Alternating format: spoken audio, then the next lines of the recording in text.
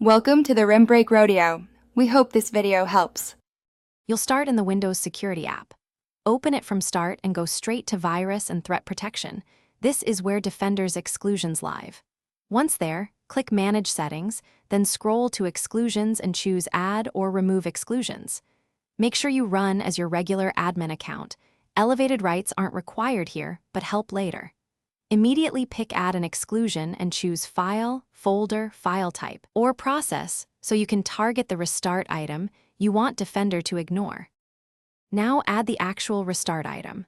Choose File to point at a specific restart, exe, or use process/file type if you have a generic name. Browse to the exact path, select the executable, and confirm. Defender will register the exclusion immediately. Once done, Defender won't block that executable's operations. If you prefer command line control, open an elevated PowerShell and run addmp preference exclusion process, /path/ to finish by refreshing Defender. Close and reopen Windows Security or sign out and back in so the UI reflects the new exclusion.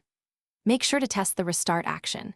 If it still fails, run PowerShell as admin and reapply addmp preference, then restart the Microsoft Defender Antivirus service or reboot.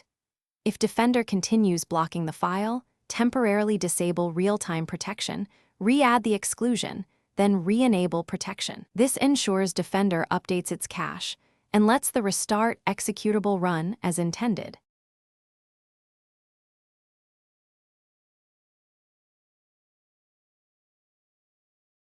Thanks for watching. Consider subscribing if we helped you.